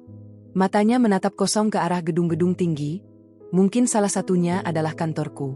Ia baru menyadari bahwa selama 5 tahun ini, ia tidak pernah benar-benar membangun apapun. Ia hanyalah seorang parasit yang merasa dirinya adalah tuan tanah karena aku membiarkannya bermain dengan hartaku. Aku mematikan layar gawai dan berdiri menuju jendela. Cahaya senja berwarna jingga mulai menyelimuti kota, memberikan kesan dramatis pada akhir hari yang melelahkan ini. Namun bagiku, ini adalah awal dari sebuah mahakarya balas dendam yang sempurna. Besok adalah puncaknya, bukan? Tanyaku pada asistenku yang masih setia berdiri di dekat pintu. Benar, Nona muda. Besok adalah jadwal rapat umum pemegang saham Wijaya Group yang telah kita akuisisi secara diam-diam. Dimas akan datang ke sana dengan sisa-sisa harapannya, tanpa tahu bahwa ia akan menghadapi eksekusi terakhirnya di depan publik. Jawab asistenku dengan nada penuh antisipasi. Aku tersenyum puas. Aku ingin mereka tetap merasa memiliki harapan, agar saat aku menghancurkannya besok, rasa sakit itu akan menjadi abadi. Malam ini, biarlah mereka tidur di penginapan kumuh atau di emperan toko, meratapi nasib mereka yang telah berubah menjadi sampah dalam waktu kurang dari 24 jam. Eliana yang lemah lembut telah mati, dan yang tersisa hanyalah Eliana Mahardika, sang penguasa yang tidak akan pernah mengenal kata ampun bagi mereka yang telah menginjak-injak harga dirinya. Pagi hari di Jakarta disambut dengan mendung tipis yang menggantung rendah. Seolah langit pun tahu bahwa hari ini akan menjadi saksi bisu kehancuran total sebuah dinasti palsu. Aku berdiri di depan cermin besar, mengenakan setelan blazer sutra berwarna hitam pekat dengan aksen emas di kerahnya. Penampilanku hari ini adalah perwujudan dari otoritas yang tidak terbantahkan. Tidak ada lagi Eliana yang memakai daster lusuh dengan tangan kasar karena deterjen. Kini, jemariku dihiasi manikur sempurna dan sebuah cincin zamrud warisan nenekku yang harganya cukup untuk membeli 10 rumah mewah Dimas. Nona muda, mobil sudah siap. Dimas Wijaya baru saja tiba di lobi gedung Wijaya Group. Dia tampak sangat kacau, namun masih mencoba mempertahankan sisa-sisa kesombongannya di depan para staf yang tersisa. Lapor asisten pribadiku melalui interkom. Aku tersenyum tipis, sebuah lengkungan bibir yang penuh dengan racun kemenangan. Biarkan dia masuk ke ruang rapat utama.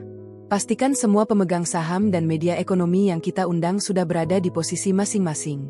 Aku ingin pertunjukan ini disaksikan oleh seluruh negeri.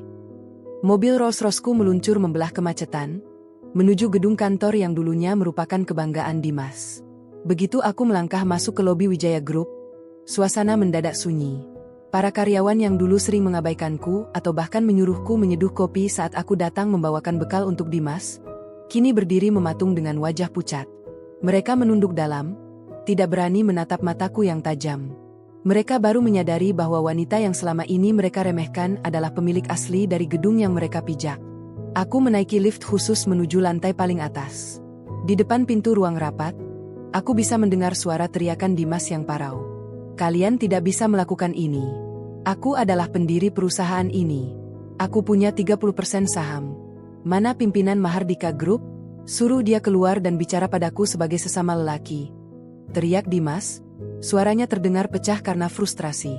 Aku memberi kode kepada penjaga pintu untuk membukanya.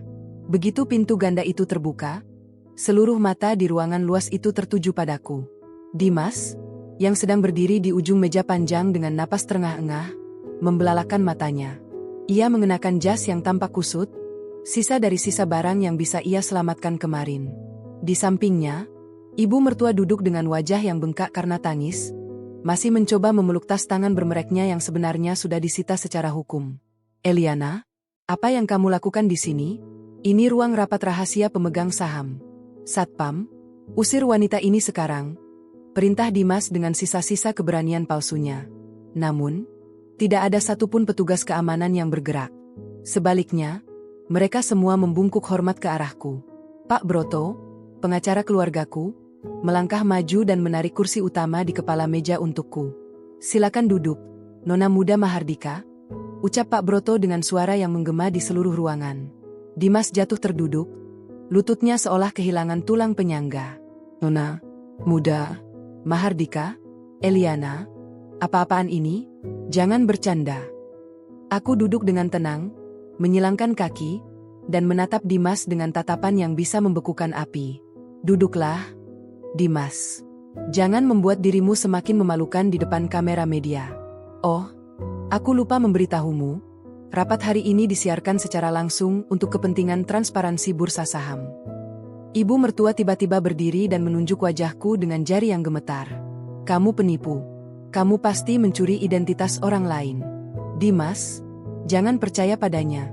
Dia itu cuma pembantu di rumah kita. Pembantu? Aku tertawa kecil, suara tawa yang dingin dan elegan. Emma, selama 5 tahun aku mencuci bajumu dan memasak untukmu. Itu bukan karena aku tidak punya pilihan. Itu karena aku ingin melihat apakah ada sedikit saja nurani di hati kalian.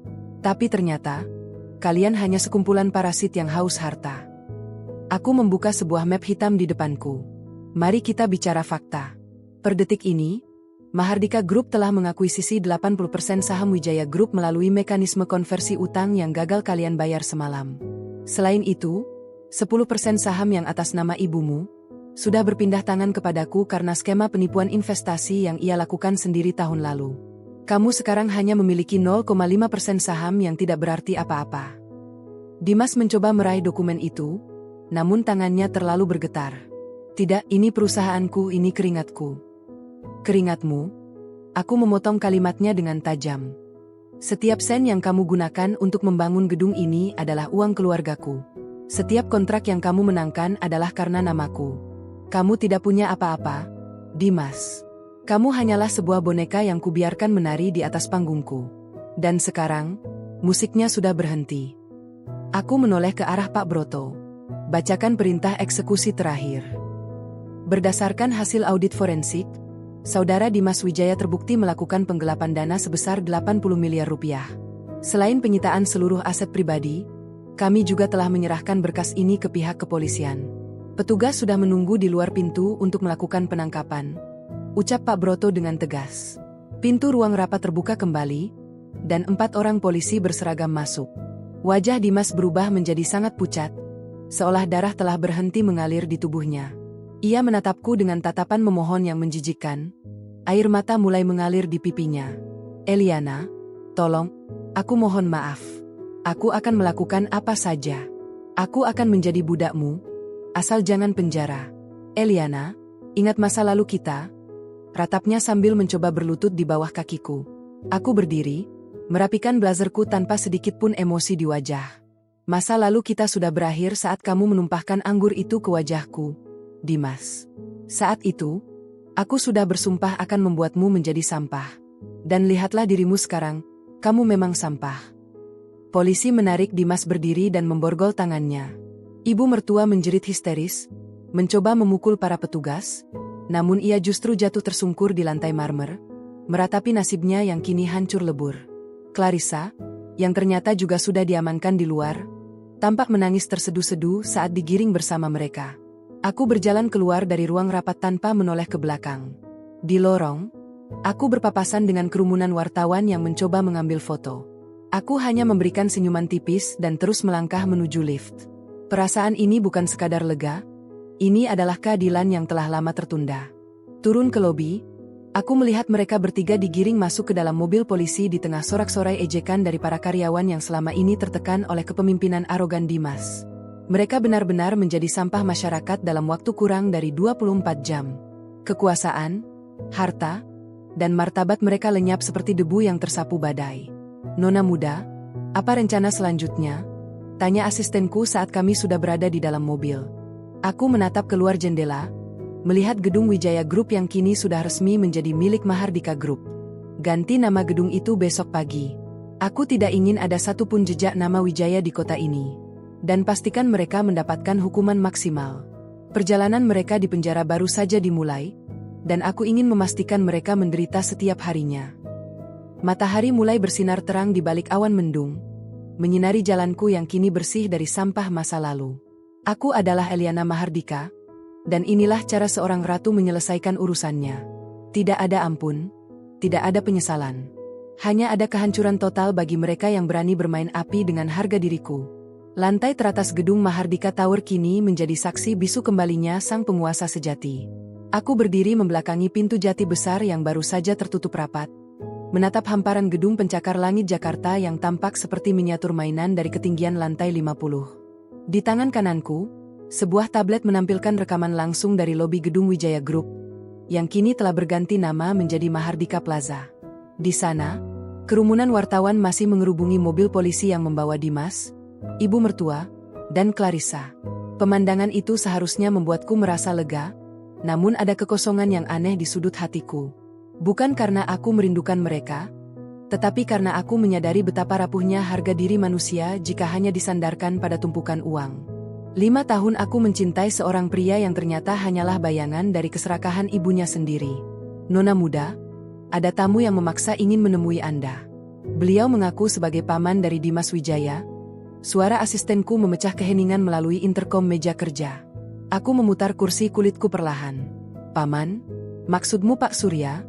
Pemilik pabrik tekstil yang hampir bangkrut itu? Biarkan dia masuk. Aku ingin tahu sisa-sisa keberanian apa yang dimiliki keluarga parasit itu. Pintu terbuka, dan seorang pria parubaya dengan napas terengah-engah masuk ke ruanganku. Wajahnya merah padam, namun begitu matanya bertabrakan dengan tatapanku yang dingin, keberaniannya seolah menguap. Ia berdiri mematung di tengah ruangan yang luasnya mungkin setara dengan seluruh luas pabriknya. Eliana, maksudku, Nona Mahardika. Tolong, saya mohon belas kasihan Anda. Dimas memang salah, ibunya memang keterlaluan, tapi tolong jangan tarik investasi Anda dari pabrik saya. Ratusan buruh akan kehilangan pekerjaan jika Anda memutus kontrak kerja sama kami secara sepihak. Ratapnya sambil mencoba mendekat ke mejaku. Aku meletakkan tablet di atas meja dengan bunyi dentuman kecil yang sengaja kubuat. Pak Surya, Anda bicara tentang buruh? Bukankah Anda juga yang tertawa paling keras saat ibu mertua menyuruhku mencuci piring di acara arisan keluarga tahun lalu? Anda bilang saat itu bahwa tanganku memang kasar karena ditakdirkan untuk menjadi pelayan, bukan nyonya. Wajah Pak Surya memucat. Ia mencoba membuka mulut, namun tidak ada kata-kata yang keluar. Ingatannya pasti kembali ke momen itu, di mana ia dan keluarga besar Wijaya lainnya memperlakukanku seperti pajangan murah yang tidak berharga. Dunia berputar sangat cepat, bukan? Lanjutku sambil berdiri dan berjalan perlahan mengelilinginya. Anda tidak datang ke sini demi buruh-buruh itu. Anda datang karena takut kehilangan gaya hidup mewah Anda. Sayangnya, kontrak itu sudah diputus 1 jam yang lalu. Pabrik Anda sudah masuk dalam daftar sita jaminan karena utang piutang yang macet. Anda kejam. Anda menghancurkan seluruh keluarga kami hanya karena masalah rumah tangga. Teriaknya putus asa. Bukan aku yang menghancurkan kalian. Keserakahan dan kesombongan kalianlah yang mengundang badai ini. Aku hanya membiarkan pintu gerbangnya terbuka lebar. Jawabku tanpa emosi. Sekarang, silakan keluar sebelum petugas keamanan menyeret Anda seperti mereka menyeret keponakan Anda. Setelah pria itu pergi dengan langkah gontai, aku kembali duduk. Asistenku masuk membawa laporan terbaru dari kepolisian. Nona, Dimas Wijaya terus meneriakkan nama Anda di sel tahanan. Ia memohon untuk bertemu 1 kali saja. Katanya, ia memiliki informasi penting tentang aset yang mungkin belum Anda ketahui. Aku tertawa sinis. Aset? Dia tidak punya apa-apa lagi selain debu di bawah sepatunya. Tapi baiklah, aku akan menemuinya. Bukan karena aku peduli, tapi karena aku ingin melihat langsung sisa-sisa kehancurannya. Siapkan mobil. 1 jam kemudian, aku sampai di kantor polisi. Bau pengap dan suara bising langsung menyambutku. Aku dibawa ke ruang kunjungan khusus yang dibatasi oleh kaca tebal. Tidak lama kemudian, Dimas muncul dengan mengenakan baju tahanan berwarna oranye. Rambutnya yang biasanya klimis kini berantakan, dan wajahnya dipenuhi memar, mungkin karena sambutan hangat dari penghuni sel lainnya. Begitu melihatku, ia menempelkan kedua tangannya di kaca. Eliana, maafkan aku. Tolong cabut laporannya. Aku akan menceraikan Clarissa secara resmi. Aku akan mengusir ibuku ke desa. Aku akan melakukan apapun. Kita bisa mulai lagi dari awal, kan? Kamu masih mencintaiku? Aku tahu itu. Aku menatapnya dengan tatapan yang lebih dingin dari es kutub. Mulai dari awal, Dimas. Kamu bahkan tidak sanggup membayar pengacara untuk membelamu. Kamu pikir siapa yang mengirimkan orang-orang di dalam sel untuk memberikan pelajaran padamu tadi? Mata Dimas membelalak. Jadi itu kamu. Aku hanya ingin kamu merasakan sedikit dari apa yang kurasakan selama 5 tahun. Bedanya, aku disiksa secara mental, sementara kamu merasakannya secara fisik. Adil, bukan? Kamu iblis. Kamu bukan Eliana yang aku kenal. Teriaknya histeris. Eliana yang kamu kenal sudah mati malam itu, saat kamu membiarkan ibumu menyiramkan anggur ke wajahnya. Eliana yang ada di depanmu sekarang adalah wanita yang akan memastikan kamu membusuk di penjara selama 20 tahun ke depan. Ucapku sambil berdiri. Aku berbalik tanpa menunggu jawabannya. Saat aku berjalan keluar, suara teriakannya yang memanggil namaku bergema di sepanjang lorong. Terdengar seperti suara sampah yang terhimpit di mesin penghancur. Di lobi, aku berpapasan dengan Clarissa yang sedang digiring untuk pemeriksaan tambahan. Ia tampak sangat menyedihkan tanpa riasan tebalnya. Kulitnya terlihat kusam dan matanya sembab. Eliana, tolong aku. Rintihnya pelan saat kami berpapasan. Aku berhenti sejenak, menatapnya dari ujung rambut hingga ujung kaki. Clarissa, kamu ingin menjadi model, kan? Aku sudah memastikan foto-fotomu saat ditangkap polisi menjadi sampul utama di semua majalah pagi ini. Selamat, kamu akhirnya terkenal dengan cara yang paling hina. Aku melangkah keluar menuju mobil yang sudah menunggu. Langit sore Jakarta yang berwarna jingga kini tampak sangat indah di mataku. Puncak konflik ini telah mencapai titik tertingginya. Dimas dan seluruh sekutunya telah runtuh. Tidak ada lagi yang tersisa selain puing-puing kesombongan mereka. Saat mobil melaju menjauh dari kantor polisi, aku mengambil ponselku dan menghapus semua foto masa lalu kami. Setiap piksel kenangan itu kini telah menjadi sampah, persis seperti pemiliknya. Aku adalah Eliana Mahardika, dan hari ini, aku telah menyelesaikan pembersihan besar-besaran dalam hidupku. Malam ini, untuk pertama kalinya dalam 5 tahun, aku akan tidur dengan sangat nyenyak. Tahu bahwa keadilan telah ditegakkan dengan tanganku sendiri. Matahari pagi menyusup dari sela-sela gorden sutra di kamar megahku, memberikan kehangatan yang sudah lama tidak kurasakan secara tulus. Hari ini adalah hari penentuan, titik di mana aku benar-benar akan menyapu bersih sisa-sisa kotoran dari masa laluku. Di atas meja rias, sebuah amplop coklat besar telah menungguku. Isinya adalah laporan final penyitaan aset dan penetapan status tersangka untuk ibu mertua atas kasus pencucian uang yang selama ini ia sembunyikan di balik arisan fiktif sosialitanya. Aku memilih pakaian dengan sangat teliti hari ini. Sebuah gaun terusan berwarna putih tulang yang melambangkan kemurnian niatku untuk memulai lembaran baru, namun tetap memberikan kesan otoritas yang tajam. Saat aku melangkah keluar dari Menshaven Mahardika, barisan pelayan membungkuk serempak. Aku tidak lagi merasa canggung. Aku adalah bagian dari dunia ini, dan dunia inilah yang seharusnya menjagaku, bukan rumah kontrakan sempit di mana aku harus menghitung uang receh hanya untuk membeli bumbu dapur.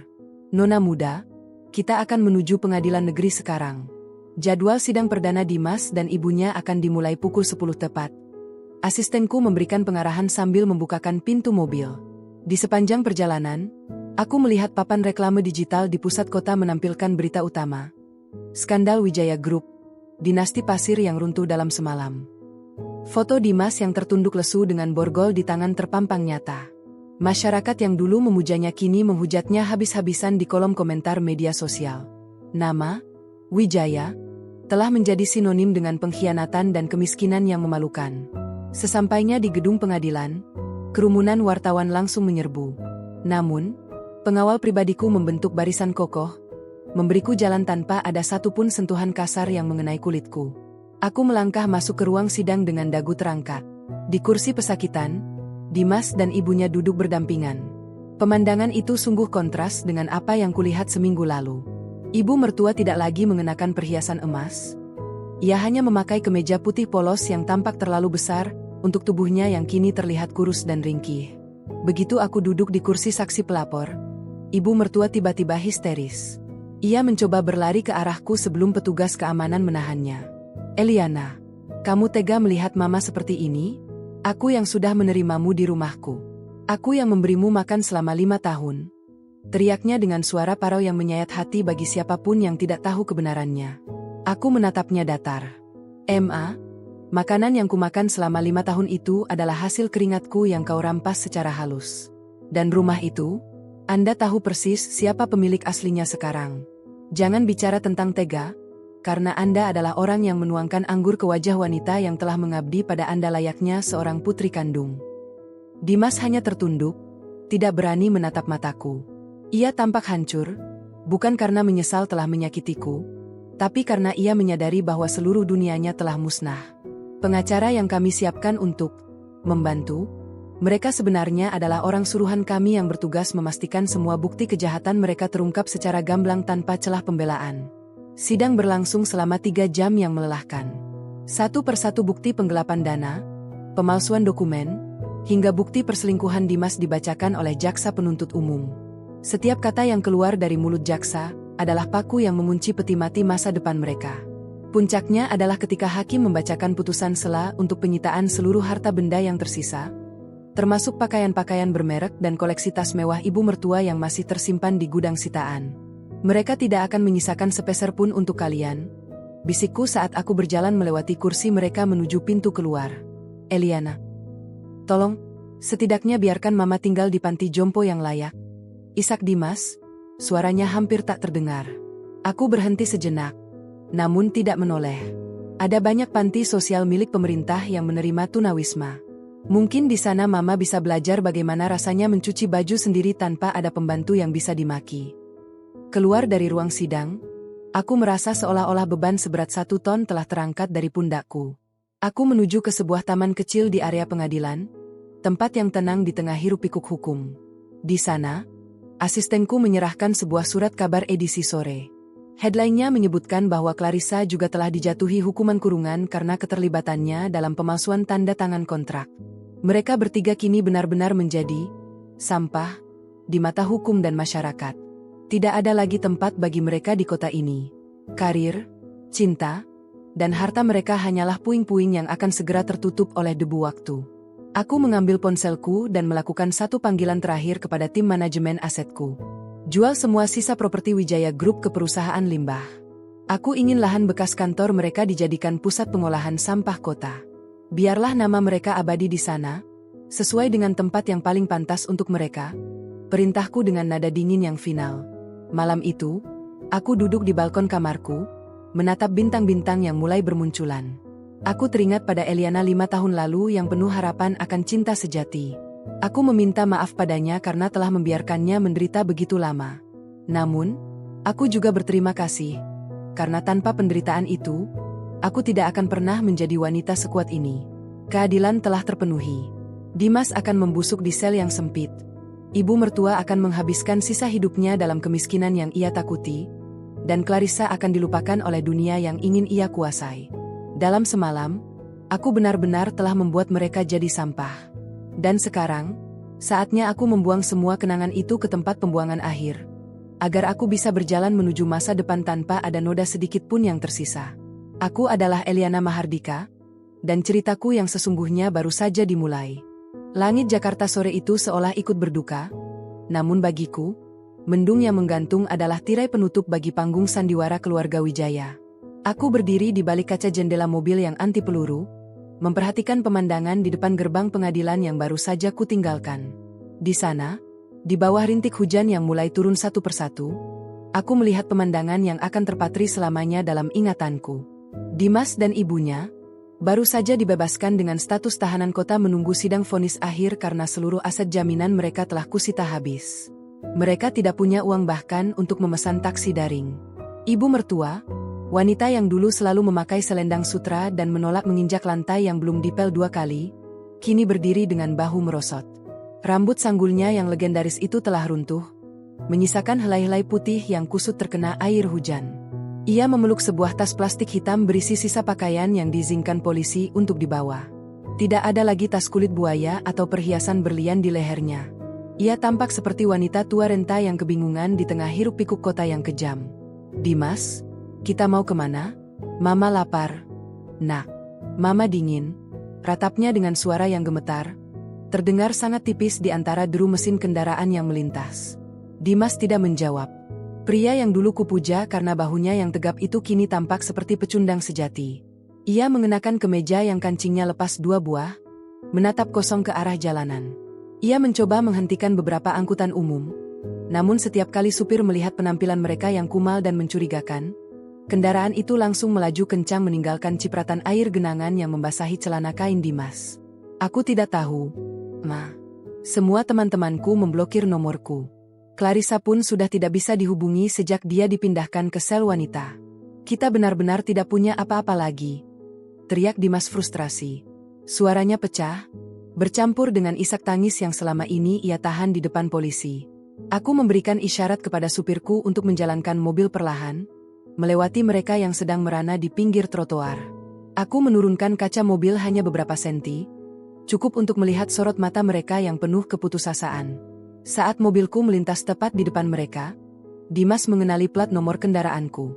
Ia berlari kecil, mencoba mengejar mobil sambil menggedor kaca. Eliana, Eliana, berhenti. Aku mohon, beri kami uang sedikit saja untuk makan. Mama sakit, Eliana. Teriaknya dengan wajah yang basah, entah oleh air hujan atau air mata. Aku tidak bergeming. Aku hanya menatap lurus ke depan, ke arah masa depan yang sudah tidak ada lagi nama mereka di dalamnya. Dalam hati, aku teringat saat aku jatuh sakit 2 tahun lalu karena kelelahan mengurus rumah dan bisnis sampingannya. Saat itu, ibu mertua justru menyuruhku tidur di gudang karena takut aku menularkan flu kepadanya, sementara Dimas malah pergi berpesta dengan teman-temannya hingga pagi. Sekarang, biarlah mereka merasakan dinginnya aspal dan pahitnya pengabaian. Nona muda, tim lapangan melaporkan bahwa rumah masa kecil Dimas di desa juga sudah disita oleh bank karena dijadikan jaminan utang oleh ibunya tanpa sepengetahuan Dimas setahun yang lalu. Lapor asistenku dari kursi depan. Aku mengangguk pelan. Artinya mereka benar-benar tidak punya tempat tinggal. Bagus. Biarkan mereka merasakan apa yang mereka sebut sebagai kehidupan sampah. Jangan berikan bantuan apapun, Dan pastikan tidak ada yayasan amal yang menerima mereka jika ada nama Mahardika di belakangnya. Malam jatuh dengan cepat, dan hujan semakin deras. Aku memerintahkan asistenku untuk memutar balik mobil, sekadar ingin melihat di mana mereka akan menghabiskan malam pertama sebagai gelandangan. Kami menemukan mereka sedang berteduh di bawah emperan toko bangunan yang sudah tutup di pinggiran kota. Ibu mertua duduk di atas kardus bekas, menggigil hebat sambil mengunyah roti kering yang mungkin ia beli dengan sisa uang receh di saku Dimas. Dimas duduk di sampingnya, menyandarkan kepala ke tembok yang kotor. Pria itu, yang biasanya hanya mau minum kopi dari biji pilihan, kini tampak pasrah saat ibunya menyodorkan air mineral gelas yang dipungut dari tempat sampah karena masih tersisa sedikit isinya. Pemandangan itu sungguh ironis.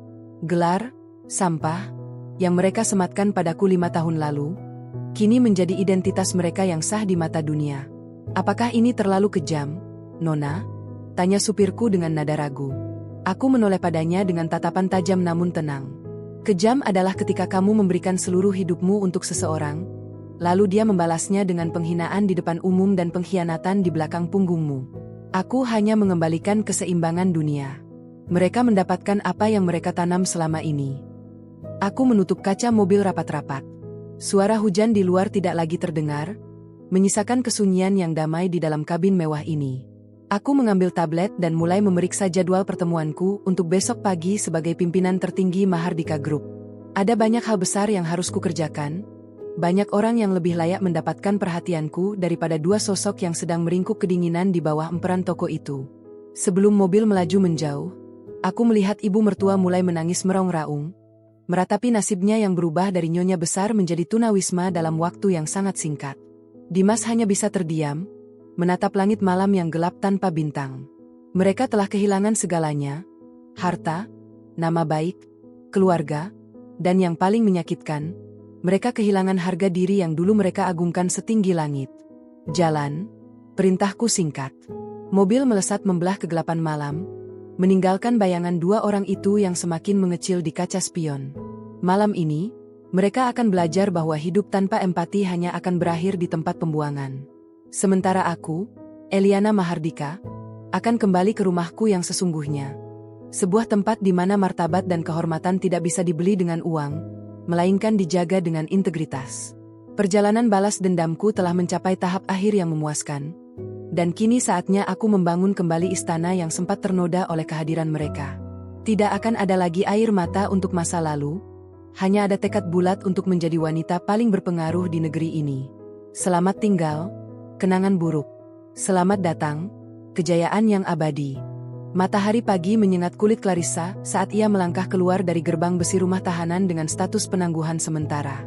Wajah yang biasanya dipoles kosmetik mahal itu kini tampak kusam, dengan kantung mata menghitam yang tidak bisa lagi disembunyikan. Ia hanya membawa 1 tas jinjing berisi pakaian kusut. Di depannya, tidak ada mobil mewah yang menjemput, tidak ada sopir yang membukakan pintu, dan tidak ada buket bunga dari Dimas. Yang ada hanyalah debu jalanan dan tatapan menghina dari orang-orang yang mengenali wajahnya sebagai selingkuhan yang menghancurkan rumah tangga pewaris Mahardika. Ia mencoba menghubungi nomor Dimas berulang kali, namun operator selalu menjawab bahwa nomor tersebut sudah tidak aktif.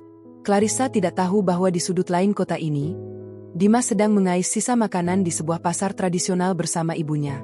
Dengan sisa uang di sakunya, Clarissa menumpang angkutan umum menuju apartemennya, berharap masih ada barang berharga yang tertinggal atau setidaknya ia bisa memohon pada pemilik gedung. Namun, pemandangan di lobi apartemen menghancurkan sisa harapannya. Seluruh barang-barangnya, mulai dari tas desainer, sepatu hak tinggi, hingga koleksi parfumnya, telah ditumpuk di area pembuangan sampah gedung dengan label, barang sitaan kasus penipuan. Beberapa orang lewat tampak memilah-milah tumpukan itu, mengambil apa yang menurut mereka masih bisa dijual. Itu barang aparku. Jangan sentuh, teriak Clarissa histeris, mencoba menerjang kerumunan itu. Seorang petugas keamanan segera menghadangnya dengan wajah dingin. Nona Clarissa, sesuai instruksi manajemen pusat Mahardika Group, seluruh isi unit Anda telah dikosongkan karena tunggakan sewa dan keterlibatan Anda dalam kasus hukum. Silakan pergi sebelum kami memanggil polisi kembali. Tapi ini semua barang mahal. Ini asli. Clarissa meratap, memegang sebuah tas kulit yang kini sudah robek terkena aspal. Bagi kami, Ini hanya sampah yang mengotori pemandangan lobi, sama seperti pemiliknya. Balas petugas itu tanpa belas kasihan. Clarissa jatuh terduduk di samping tumpukan barang-barangnya.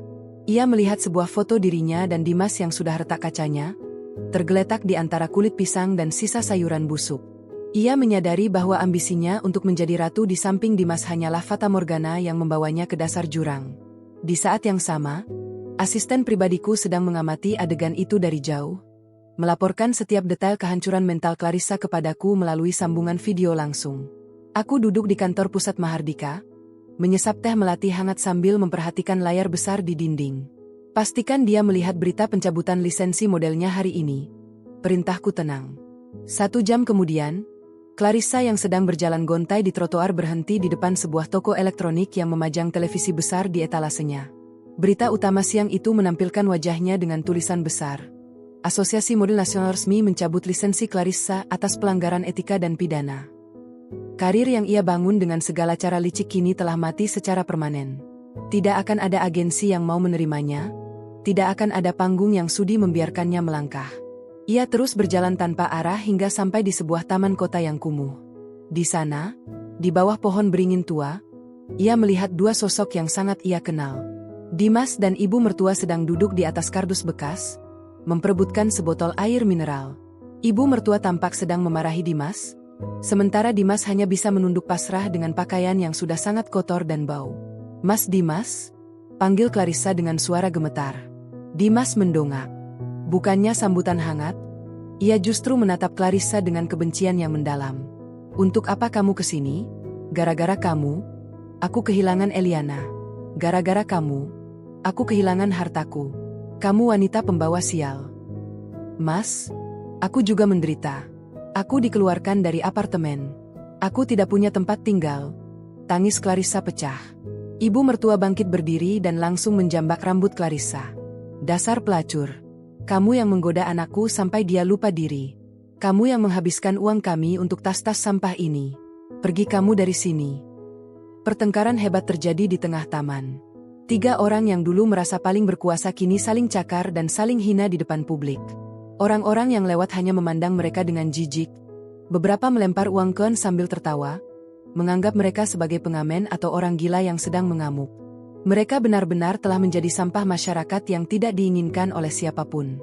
Karma sedang bekerja dengan cara yang paling puitis. Clarissa yang terobsesi pada kecantikan kini tampak menjijikan dengan rambut acak-acakan dan baju robek. Dimas yang sombong akan kekuatannya kini tidak lebih dari pria lemah yang bahkan tidak bisa melindungi dirinya dari amukan ibunya sendiri. Dan ibu mertua yang selalu memuja kasta kini berada di kasta terendah dalam struktur sosial manusia. Aku mematikan layar monitor di kantorku. Kepuasan ini tidak bisa digambarkan dengan kata-kata. Mereka pikir bisa menghancurkan Eliana tanpa konsekuensi. Namun mereka lupa bahwa Eliana adalah bagian dari akar Mahardika yang tidak akan pernah bisa dicabut oleh tangan kotor seperti mereka. Balas dendam ini sudah hampir sempurna. "Nona muda, apakah kita akan mengirimkan bantuan hukum untuk meringankan beban mereka?" tanya asistenku dengan nada sedikit menyindir. Aku tersenyum tipis, menatap langit sore dari balik jendela kaca. "Tidak perlu. Sampah tidak butuh bantuan hukum. Sampah hanya butuh dibuang ke tempat yang tepat agar tidak mencemari lingkungan. Biarkan mereka saling menghancurkan di sana. Itu adalah hukuman yang jauh lebih berat daripada penjara manapun."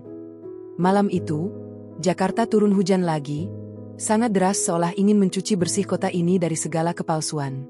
Di bawah guyuran air langit, 3 orang itu meringkuk bersama di bawah hal tebus yang bocor, berbagi 1 lembar kardus untuk menutupi tubuh mereka. Tidak ada lagi kemewahan, tidak ada lagi cinta, yang ada hanyalah penyesalan yang terlambat dan kebencian yang akan menemani sisa hidup mereka dalam kemiskinan yang abadi. Eliana Mahardika telah menang, dan ia tidak akan pernah menoleh lagi ke belakang. Matahari pagi di pasar induk pinggiran kota terasa begitu menyengat, membawa aroma busuk sampah sayuran yang menyengat hidung. Di sudut area pembuangan, 2 sosok manusia tampak mengais tumpukan karung-karung hitam. Dimas, pria yang dulu selalu tampil klimis dengan parfum jutaan rupiah, kini mengenakan kaos dalam yang berubah warna menjadi kuning kecoklatan. Tangannya yang dulu hanya terbiasa memegang pena mahal dan kemudi mobil mewah, kini belepotan lumpur hitam saat ia memilah sisa kol dan sawi yang masih layak telan untuk ibunya. Di sampingnya, Ibu mertua duduk bersandar pada tiang beton yang penuh coretan. Wajahnya yang dulu kencang karena perawatan laser kini tampak kempot. Kulitnya bersisik karena kurang cairan dan paparan panas matahari. Ia tidak lagi berteriak memaki. Suaranya telah habis karena tangis dan batuk kering yang menyerang paru-parunya sejak mereka tidur di emperan toko seminggu terakhir. Dimas, Mama haus. Nak, rintihnya pelan. Matanya menatap kosong ke arah botol air mineral bekas yang dipungut Dimas dari selokan pagi tadi. Dimas hanya terdiam, tenggorokannya pun terasa terbakar. Ia menoleh saat melihat sebuah mobil sedan mewah melintas pelan di jalan utama pasar.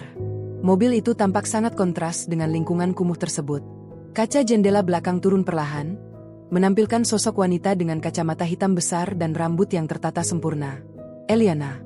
Wanita itu tidak turun. Ia hanya menatap mereka dari balik kenyamanan kabin mobilnya yang sejuk. Eliana memberi isyarat pada asistennya, yang kemudian keluar dari mobil dan berjalan mendekat ke arah Dimas.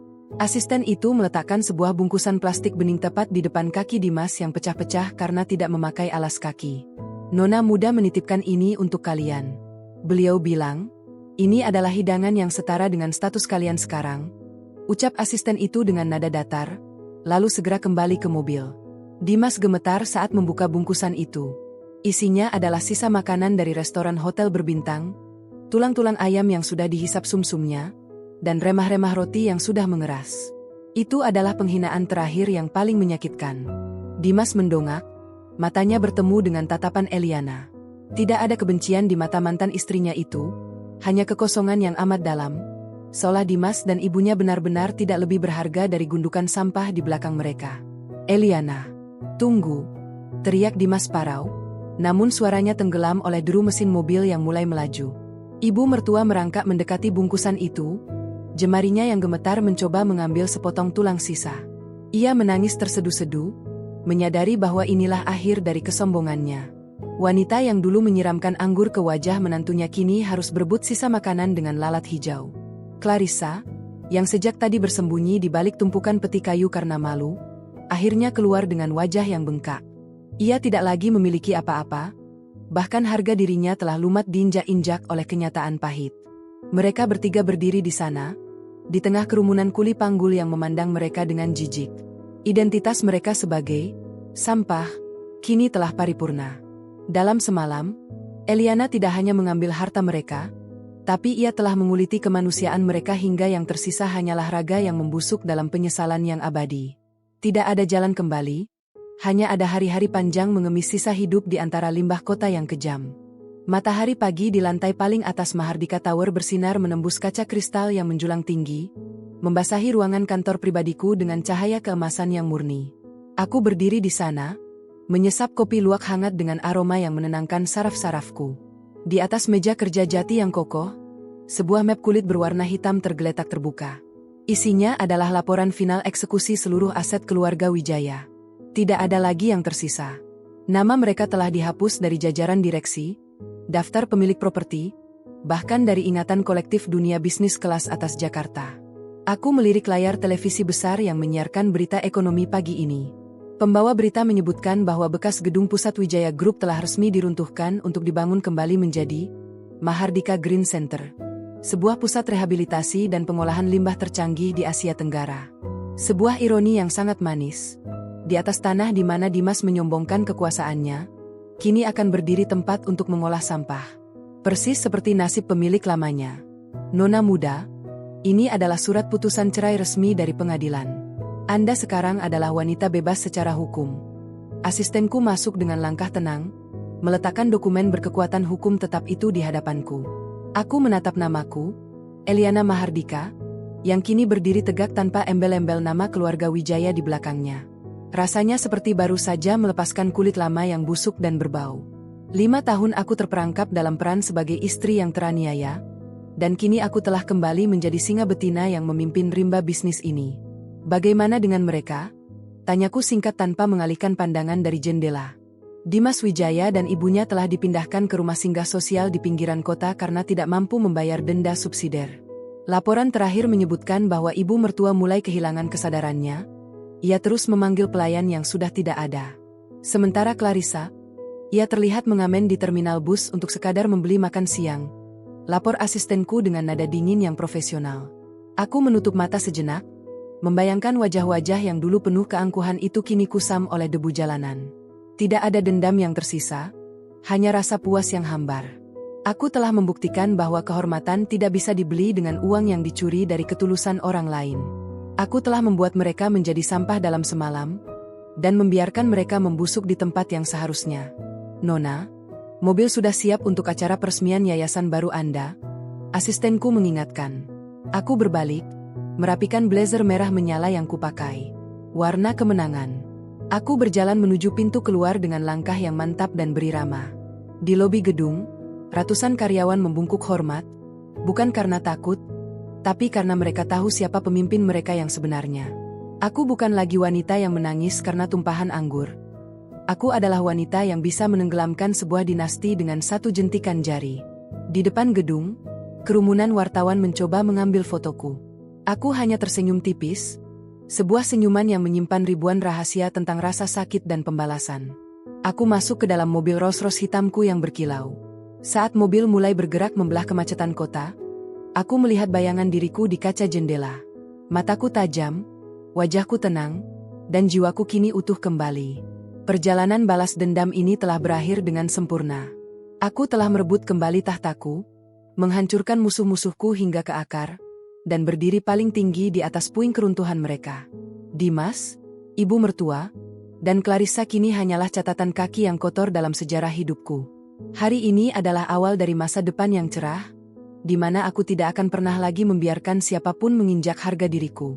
Aku adalah Eliana Mahardika, sang pewaris tunggal, dan dunia kini ada di dalam genggamanku. Cerita lama telah kututup rapat, dan hari ini, aku menuliskan bab pertama dari kejayaanku yang abadi.